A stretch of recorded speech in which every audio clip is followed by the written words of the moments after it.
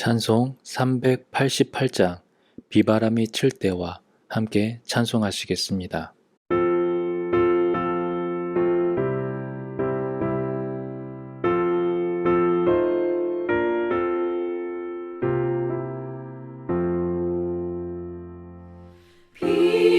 비바람이 칠 때와 물결 높일 때에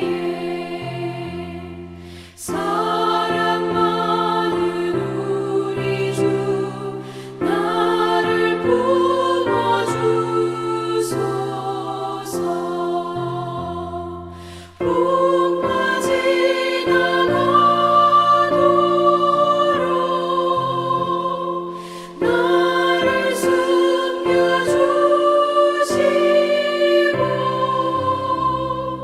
안식 얻는 곳으로 주여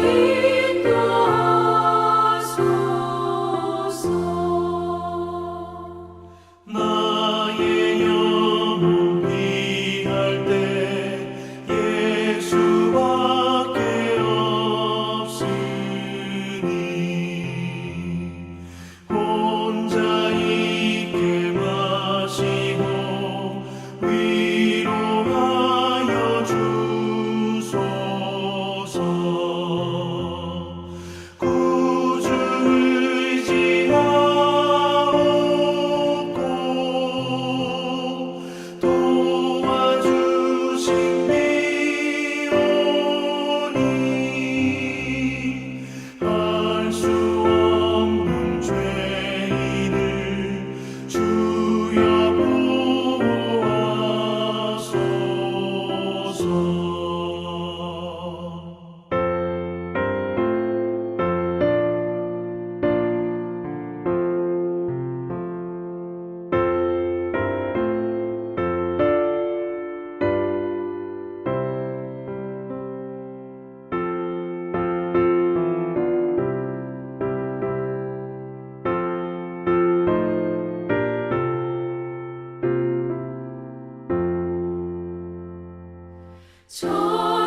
전능하신 예수께 나의 소원이 있으니 병든 자와 맹인을 고쳐주십니다. 나에게는 죄악이 가득하게 졌으나 예수께는 진리와 은혜 충만하도다. 나의 죄를 사하는 주의 은혜 크도다. 생명수로 고치사 나를 성케 하소서. 생명수는 예수니 마시게 하시옵고 샘물처럼 내 맘에 솟아나게 하소서. 아멘.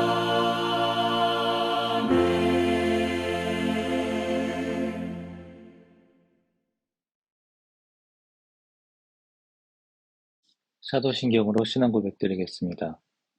전능하사 천지를 만드신 하나님 아버지를 내가 믿사오며 그 외아들 우리 주 예수 그리스도를 믿사오니 이는 성령으로 잉태하사 동정녀 마리아에게 나시고 본디오 빌라도에게 고난을 받으사 십자가에 못 박혀 죽으시고 장사한 지 사흘 만에 죽은 자 가운데서 다시 살아나시며 하늘에 오르사 전능하신 하나님 우편에 앉아 계시다가 저리로서 산 자와 죽은 자를 심판하러 오시리라. 성령을 믿사오며 거룩한 공예와 성도가 서로 교통하는 것과 죄를 사하여 주시는 것과 몸이 다시 산 것과 영원히 산 것을 믿사옵나이다. 아멘. 10월 21일 토요일 하나님의 말씀은 열왕기상 19장 1절로 21절 말씀입니다. 19장 1절로 21절 말씀을 함께 보도록 하겠습니다. 제19장.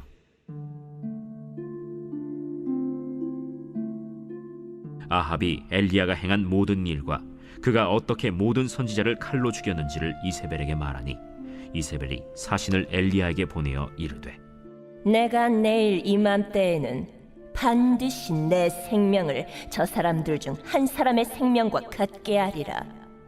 그렇게 하지 아니하면 신들이 내게 벌 위에 벌을 내림이 마땅하니라. 그가 이 형편을 보고 일어나 자기의 생명을 위해 도망하여 유다에 속한 브엘세바에 이르러 자기의 사원을 그곳에 머물게 하고 자기 자신은 광야로 들어가 하룻길쯤 가서 한 로뎀 나무 아래에 앉아서 자기가 죽기를 원하여 이르되 여호와여, 넉넉하오니 지금 내 생명을 거두시옵소서. 나는 내 조상들보다 낫지 못하니이다 하고 로뎀 나무 아래에 누워 자더니 천사가 그를 어루만지며 그에게 이르되 일어나서 먹으라. 본즉 머리맡에 숯불에 구운 떡과 한 병 물이 있더라. 이에 먹고 마시고 다시 누웠더니 여호와의 천사가 또 다시 와서 어루만지며 이르되 일어나 먹으라. 내가 갈 길을 다 가지 못할까 하노라. 이에 일어나 먹고 마시고 그 음식물의 힘을 의지하여 40주 40야를 가서 하나님의 산 호렙에 이르니라. 엘리야가 그곳 굴에 들어가 거기서 머물더니 여호와의 말씀이 그에게 임하여 이르시되 엘리야야, 네가 어찌하여 여기 있느냐? 내가 만군의 하나님 여호와께 열심히 유별하오니 이는 이스라엘 자손이 주의 언약을 버리고 주의 제단을 헐며 칼로 주의 선지자들을 죽였음이오며 오직 나만 남았거늘 그들이 내 생명을 찾아 빼앗으려 하나이다. 너는 나가서 여호와 앞에서 산에 서라. 하시더니 여호와께서 지나가시는데 여호와 앞에 크고 강한 바람이 산을 가르고 바위를 부수나 바람 가운데 여호와께서 계시지 아니하며 바람 후에 지진이 있으나 지진 가운데에도 여호와께서 계시지 아니하며 또 지진 후에 불이 있으나 불 가운데에도 여호와께서 계시지 아니하더니 불 후에 세미한 소리가 있는지라. 엘리야가 듣고 겉옷으로 얼굴을 가리고 나가 굴 어귀에 섬에 소리가 그에게 임하여 이르시되 엘리야야, 네가 어찌하여 여기 있느냐? 내가 만군의 하나님 여호와께 열심히 유별하오니 이는 이스라엘 자손이 주의 언약을 버리고 주의 제단을 헐며 칼로 주의 선지자들을 죽였음이오며 오직 나만 남았거늘 그들이 내 생명을 찾아 빼앗으려 하나이다. 너는 내 길을 돌이켜 광야를 통하여 다메섹에 가서 이르거든 하사엘에게 기름을 부어 아람의 왕이 되게 하고 너는 또 님시의 아들 예후에게 기름을 부어 이스라엘의 왕이 되게 하고 또 아빌무홀라 사밧의 아들 엘리사에게 기름을 부어 너를 대신하여 선지자가 되게 하라. 하사엘의 칼을 피하는 자를 예후가 죽일 것이요 예후의 칼을 피하는 자를 엘리사가 죽이리라. 그러나 내가 이스라엘 가운데 7,000명을 남기리니 다 바알에게 무릎을 꿇지 아니하고 다 바알에게 입맞추지 아니한 자니라. 엘리야가 거기서 떠나 사밧의 아들 엘리사를 만나니 그가 12겨릿소를 앞세우고 밭을 가는데 자기는 12째 겨릿소와 함께 있더라. 엘리야가 그리로 건너가서 겉옷을 그의 위에 던졌더니 그가 소를 버리고 엘리야에게로 달려가서 이르되 청하건대 나를 내 부모와 입맞추게 하소서. 그리한 후에 내가 당신을 따르리이다. 엘리야가 그에게 이르되 돌아가라. 내가 네게 어떻게 행하였느냐? 엘리사가 그를 떠나 돌아가서 한 겨릿소를 가져다가 잡고 소의 기구를 불살라 그 고기를 삶아 백성에게 주어 먹게 하고 일어나 엘리야를 따르며 수종들었더라. 오늘 말씀의 제목은 하나님의 세미한 소리입니다.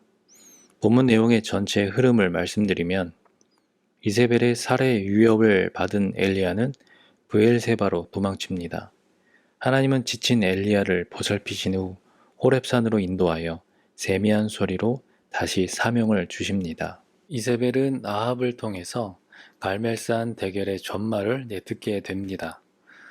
열렬한 바알 숭배자였던 이세벨은 바알 숭배가 엘리야 때문에 큰 타격을 받았고 또 자기가 후원하는 선지자들이 이제 엘리야의 칼에 다 죽었음을 알고 아주 경노했습니다.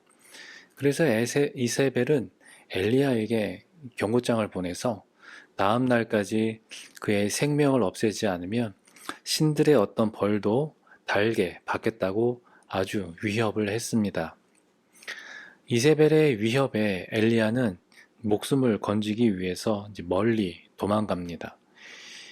엘리압은 처음에 가뭄을 예고한 후에 아합을 피해 도망했습니다.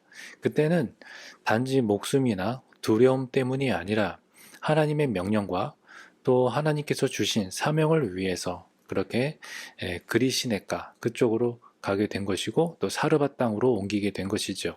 그런데 지금 비가 내린 지금 엘리야는 또 도망을 해야 했는데 지금은 어떤 사명을 다 완수해서 이제 안전할 것이라 생각했는데 지금이야말로 어떻게 보면 가장 최악의 상황인 것입니다. 엘리야는 사르밧 여인이나 또 오바댜처럼 죽음 앞에서 이제 무너져 내려 버립니다.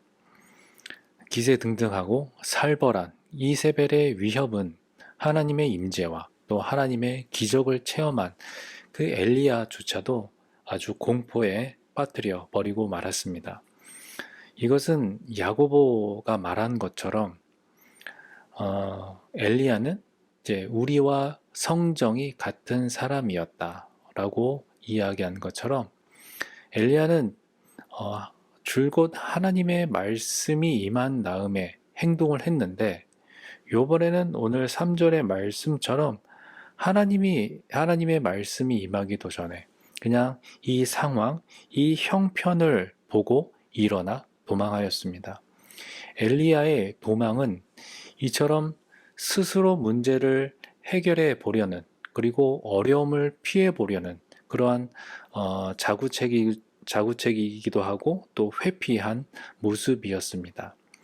엘리야는 북이스라엘의 그 이스르엘 여기를 떠나서 남쪽으로 지금 거리 기준으로 하면은 약 150km나 떨어진 남유다의 최남단 브엘세바까지 도망갔습니다. 아예 이세벨의 세력권인 그 북이스라엘을 벗어나서 남유다 최남단까지 도망하였고 또 같이 동행하던 사환을 이제 브엘세바에 남겨두고 또 자기 혼자 또 남서쪽 광야로 하룻길을 더 들어갔습니다. 그 광야에서 작은 그늘이 되어주는 로뎀 나무를 찾은 그 엘리야는 그 로뎀 나무 그늘 아래 앉아서 그냥 죽기만을 바랬습니다. 하나님께 자기 생명을 거둬달라고 간구한 것입니다. 목숨을 건지기 위해서 그 먼 곳까지 와서는 이제 그 자리에서는 여기서 죽겠다고 합니다. 이처럼 엘리야는 그가 앞서 이제 죽은 조상들을 부러워할 만큼 아주 심신이 바닥 상태로 떨어진 탈진 상태임을 보여주고 있습니다. 이에 대한 해설 1절로 4절 첫 번째 단락 함께 보겠습니다. 하나님은 엘리야의 자기 중심성을 꺾으십니다. 갈멜산 전투의 승리로 북이스라엘의 모든 악한 세력이 무릎 꿇을 거라 생각한 엘리야는 호기롭게 이스라엘 아합과 이세벨의 여름 궁궐로 달려가지만 엘리야를 죽이겠다고 날뛰는 이세벨의 끄떡없는 모습만 확인하고 맙니다. 한순간의 불안과 절망에 삼켜진 엘리야는 북이스라엘을 탈출하여 남유다의 남쪽 경계인 브엘세바에 몸을 숨깁니다. 엘리야는 역사상 가장 뛰어난 선지자라는 자기 성취감에 도취해 있었지만 이제는 조상들보다 낫지 못한 자라고 자신을 비하하며 로뎀 나무 아래서 죽기를 구합니다. 자신이 순종으로 받았을 뿐 성공으로 받은 것이 아님을 잊은 것입니다. 그렇습니다. 하나님께서 저와 여러분을 부르신 것은 하나님의 나라와 그의 영광을 위해 부르신 것이지 저와 여러분의 무사한 일을 위해서 부르신 것이 아님을 기억해야 합니다. 그래서 어떤 하나의 작은 성공에 교만하지 말아야 할 것이고 또 하나의 또 실패에 낙담하지 말아야 할 것입니다. 우리는 그저 하나님의 일하심에 동참해서 그 흐름 속에 거할 뿐입니다. 계속해서 5절의 말씀을 보니까 엘리야는 로뎀 나무 아래에서 탈진한 채 쓰러져 잠을 자고 있습니다. 그런데 뜻밖에도 하나님의 천사가 나타납니다. 그래서 천사는 자고 있는 엘리야를 쓰다듬어 깨우면서 일어나 먹어라 라고 권유합니다. 그의 머리맡에는 구운 빵과 또 물 한 병이 있었습니다. 그래서 엘리야는 먹고 마시고 또 잠듭니다. 그 후에 천사가 또 와서 같은 말과 또 같은 행동을 반복하면서 갈 길이 아직 멀다라고 귀뜸하고 있습니다. 엘리야는 또 일어나서 먹고 마십니다. 천사를 보내 그를 보살피신 하나님은 예전에 까마귀와 또 사르밧 여인을 통해서 그를 보살피셨던 것처럼 지금은 천사를 보내어 보살피고 계시는 것입니다. 여호와의 천사가 가져다 준 그 음식으로 이제 기운을 차린 엘리야는 이제 40일을 걸쳐서 이제는 더 밑으로 한 300km나 되는 그 이상 되는 그 길을 밤낮으로 걸어가서 여호와의 산 호렙 신의 산에 이르게 됩니다. 자, 이에 대한 해설 두 번째 단락을 보도록 하겠습니다. 하나님은 사명의 길 반대편으로 도주한 후 박넝쿨 아래서 죽기를 바란 요나처럼 행동하는 엘리야를 요나에게 하셨던 것처럼 부드럽게 설득하십니다. 넉넉하다며 사명의 길을 끝내려는 엘리야에게 넉넉한 음식을 주시며 새로운 사명의 길로 나아갈 기운을 주십니다. 그리고 모세가 40주야를 머물렀던 호렙산으로 40주야에 걸쳐 인도하셔서 그가 모세처럼 다시 백성을 인도해야 함을 상기시키십니다. 불평과 의심 많은 내 삶도 하나님은 이처럼 끈질기게 타이르고 설득하여 인도해 오셨습니다. 우리는 언제나 승승장구할 수는 없습니다. 반드시 어려움과 또 절망적인 상황을 만나게 되고 또 그런 사고를 경험하게 됩니다. 그럴 때 중요한 것은 그런 어려운 상황을 어떻게 대처하느냐 하는 것입니다. 어떤 일이든 완벽할 수는 없고 사고가 발생하지 않으리라는 법은 없기 때문에 항상 대비하고 있어야 한다라는 말씀입니다. 이런 연약함을 인정하고 언제나 하나님께서 우리의 시선을 고정하고 하나님께 우리의 시선을 고정하고 있는다면 절망적인 상황에서 나나 내 주변만을 바라보다가 이제 죽기를 구하는 또 심지어 스스로 목숨을 끊는 일이 벌어지지만 우리 안에 하나님을 바라볼 수 있는 그런 믿음, 하나님이 다시 회복시키신다는 믿음이 있으면 모든 상황을 다 감당해 낼 수 있음을 믿습니다.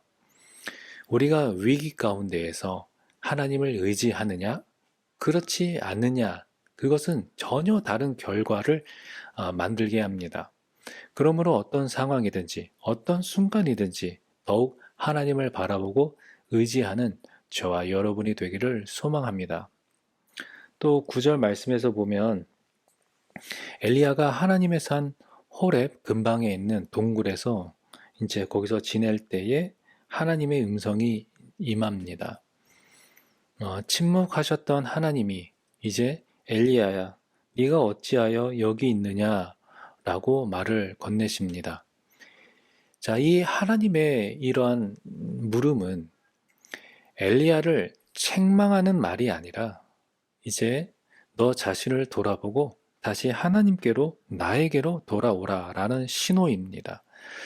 하나님은 엘리야가 이스라엘을 떠난 그 이후에 그를 참 고통 속에 두시면서도 그가 충분히 혼자의 시간을 보내고 이제 먹고 쉴 수 있도록 다시 회복할 수 있도록 보살펴 주셨습니다. 엘리야는 본인 스스로 하나님께 열심을 다했지만 이제는 목숨이 위태한 채로 혼자 남았다면서 그 허탈감과 또 외로움과 두려운 심정을 지금 토로하고 있습니다. 이렇게 하나님을 향한 엘리야의 어떻게 보면 불만이죠. 강한 이 불만의 그 마음을 어떻게 보면 엘리야가 하나님의 의도를 바르게 이해하지 못한 데에서 오는 것입니다. 엘리야는 어느새부터인가 하나님의 뜻을 먼저 앞서 나가고 있었습니다. 이것은 어떻게 보면 그 어떤 사람의 생각이 거기까지 이제 미치지 못해서 이해하지 못하는 것과 또는 의도적으로 깨닫기를 거부하는 것과는 분명한 차이점이 있는 것입니다. 사람이 하나님의 뜻을 바르게 이해하지 못하는 그런 1차적인 원인은 하나님의 뜻을 자기만의 생각 속으로 억지로 끌고 들어와서 내 입맛대로 하나님의 그러한 뜻을 내가 짜맞추려고 할 때에 그거는 이미 이제 실패 쪽으로 기울어진 것이다 라고 보면 됩니다. 엘리야는 자신의 생각으로 그 하나님의 뜻을 이해하려고 했습니다. 엘리야는 아합과 같은 그런 불신앙의 사람에게는 당연히 하나님의 징계가 임하는 것이 마땅하다라고 생각했기 때문에 그래서 엘리야는 저 불신앙의 사람들에게 하나님의 심판과 징계가 임하게 하려는 그런 목적을 가지고 하나님의 뜻에 적극적으로 그렇게 순종하고 반응했던 것입니다. 그런 자기의 목적을 가지고 있던 엘리야는 하나님의 일을 위해서라면 자신의 생명까지도 마다하지 않고 열심을 내었습니다. 그래서 하나님의 약속의 말씀을 붙잡고 무려 3년 6개월이라는 기나긴 그러한 기근의 가뭄의 기간을 견뎌내었고 또 바알의 선지자들과 갈멜산에서 목숨을 건 대결까지 나섰지만 그 결과는 전혀 예상 밖이었던 것입니다. 아합과 이세벨은 여전히 고집스러웠고 강팍한 데다가 마음을 돌이킬 생각이 전혀 없는 도리어 이 엘리야의 생명을 이제 위태롭게 한 그런 상황입니다. 엘리야의 입장에서 자기가 생명을 걸면서까지 그렇게 노력하고 투쟁한 결과가 겨우 이 정도였다라고 생각하니까 이제 한계를 느낀 것입니다. 생각이 여기까지 이르르자 엘리야는 그만 스스로 넘어지게 된 것입니다. 하지만 엘리야는 하나님께서 하라고 하시는 대로만 하면 되었고 또 그것으로 만족하면 된다라는 사실을 이제 잊고 잊어버리고 만 것이죠. 선지자란 하나님의 말씀을 그냥 가감없이 선포하면 되는 사람입니다. 그 결과까지 염두에 두면서 말씀을 들은 자들이 반응하지 않는다라는 것 때문에 스스로 낙심하거나 낭망할 필요가 없는 것입니다. 여기서 우리가 늘 조심해야 할 이유가 여기에 있습니다. 참으로 깨어 있어서 항상 잊지 말아야 할 사실은 하나님의 생각과 그 길은 우리의 생각과 전혀 같지 않다라는 사실을 기억하고 인정해야 합니다. 13절 말씀에 보면 말씀으로 임하신 하나님은 이번에는 직접 나타나셔서 그 엘리야를 다시 사역의 길로 부르십니다. 그리고 엘리야에게 굴에서 나아가서 이제 그 앞에 서라고 명하십니다. 엘리야는 하나님의 얼굴을 직접 보지 않기 위해서 이제 겉옷으로 얼굴을 가리고 나아갑니다. 그 후에 이 하나님이 지나가시자 여호와 하나님 앞에 크고 바람이 불어 또 산이 갈라지고 또 바위들이 부서집니다. 바람 후에는 지진과 또 불이 연달아서 이어집니다. 그런데 그 바람이나 또 지진이나 또 불 가운데에 하나님은 계시지 않습니다. 대신 그 불 이후에 세미한 소리가 들리는데 하나님의 말씀과 또 하나님의 임재하시는 그 장면은 마치 떨기나무 가운데에서 모세에게 소명을 주신 일과 또 모세 앞에 나타나신 일, 이것을 연상시키면서 그가 하나님이 엘리야에게도 소명을 주시고 세밀하게 인도하실 것을 기대하게 합니다. 이 부분에 대한 해설 세 번째 단락을 함께 보겠습니다. 하나님은 그 하나님의 위대한 승리를 잊고 나쁜 상황만 선택적으로 기억하여 동굴로 숨어버린 엘리야를 나무라지 않으시고 부드럽게 말씀하십니다. 바람과 지진과 불이 아닌 세미한 소리로 임재해 주십니다. 끝까지 하나님 앞에서 겉옷으로 얼굴을 가리고 반항하는 엘리야를 포기하실 생각이 없으십니다. 우리도 이제 그만 동굴에서 나올 때가 되었습니다. 15절에서 하나님은 이제 엘리야에게 새 사명을 맡겨서 선지자의 직분을 회복하게 하십니다. 이제 엘리야의 임무는 하나님이 지목한 이 세 명에게 기름을 부어 왕과 선지자로 세우는 것이었습니다.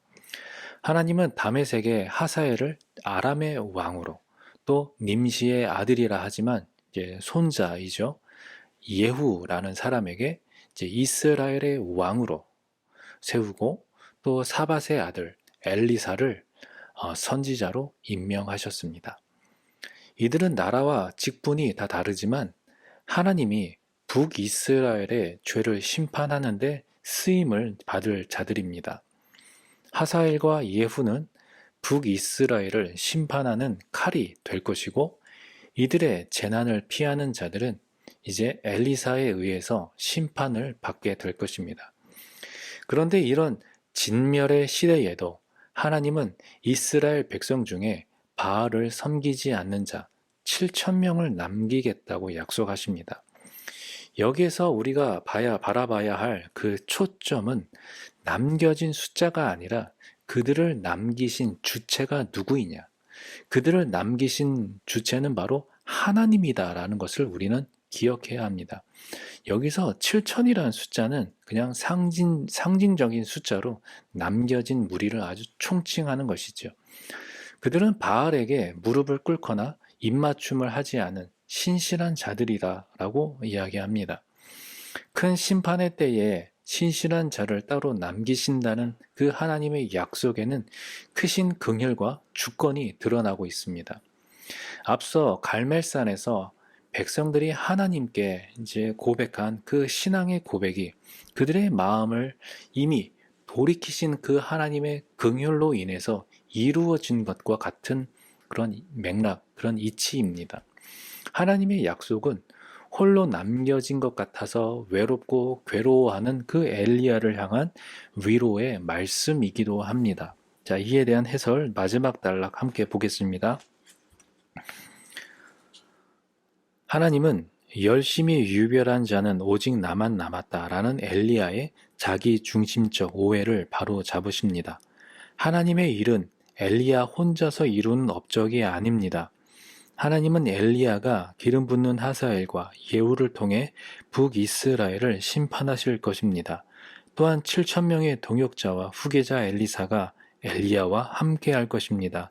그러니 나 혼자뿐이라고 생각하지 말고 주께 저도 여기 있습니다 하고 대답합시다. 우리는 모두 하나님으로부터 부름받은 자입니다. 저 또한, 그리고 우리 교회 장로님들, 또 권사님들, 집사님들, 모든 성도님들이 다 모두 하나님으로부터 부름을 받은 자들입니다. 그 내용은 또 그 사역은 다 달라도 오직 하나님의 영광을 위하여 각자의 삶의 현장 가운데에서 거룩한 부름을 받은 자들입니다. 그렇다는 것은 그 삶의 현장 속에서 우리의 결단과 우리의 순종이 요청된다라는 말씀입니다. 우리 교회 안에서 각자 주신 직분대로 우리가 함께 합력하여서 교회를 이루어 가야 하고, 또 우리의 삶의 현장 각 가정에서나 또 일터 가운데에서 하나님이 우리를 부르신 그 목적에 따라 우리가 하나님의 그 일을 감당해야 한다라는 말씀입니다. 하나님은 우리를 그곳 가운데에 부르실 때에 어떤 인간적인 조건이나 능력을 보시지 않고 그냥 그 중심을 보시는 것입니다. 얼마나 성실한지, 얼마나 충성된지 그 중심을 보십니다. 그러므로 하나님이 맡기신 일이 크던 작던 우리의 할 일은 충성입니다. 그래서 오늘도 이 주신 말씀을 기억하면서 엘리야처럼 하나님께 충성하는 자, 비록 실수하기도 하고 욕심이 앞서기도 하지만 그러한 우리를 받아주시고 또 새 힘을 주시는 그 하나님을 의지하여서 우리의 주어진 삶 속에서 하나님께 영광 돌리는 그런 복된 삶이 있기를 주님의 이름으로 축원드립니다. 함께 기도하겠습니다. 하나님 아버지 감사합니다. 오늘도 말씀으로 새 하루를 시작하게 하여 주셔서 감사하고 또한 말씀을 통하여 우리 심령 가운데에 교훈하여 주심을 감사합니다. 오늘 주신 말씀처럼 우리가 하나님의 뜻을 따라서 주께 영광 돌리며 하나님의 일을 온전히 감당할 수 있는, 그래서 하나님의 그런 놀라운 일들이 우리 안에 이루어지는 그 역사를 바라보게 하여 주시고 또한 우리 교회 가운데 또 우리 가정과 우리 사업체 가운데에 하나님이 일하신 그 모습을 우리가 지켜보고 주께 영광 돌리는 복된 우리의 삶이 되게 하여 주옵소서. 예수님의 이름으로 감사하며 기도합니다. 아멘. 주기도문으로 예배를 마치겠습니다. 하늘에 계신 우리 아버지여, 이름이 거룩히 여김을 받으시오며 나라의 마옵시며 뜻이 하늘에서 이룬 것 같이 땅에서도 이루어지이다. 오늘날 우리에게 일용할 양식을 주옵시고 우리가 우리에게 죄 지은 자를 사하여 준 것 같이 우리 죄를 사하여 주옵시고 우리를 시험에 들게 하지 마옵시고 다만 악에서 구하옵소서. 내게 나라와 권세와 영광이 아버지께 영원히 있사옵나이다. 아멘. 우리 계속해서 기도하실 때에 주신 말씀을 생각하시면서 기도하여 주시고 또한 교회 재건축과 우리 환우들을 위해서 우리 함께 중보 기도하시도록 하겠습니다. 기도하시겠습니다.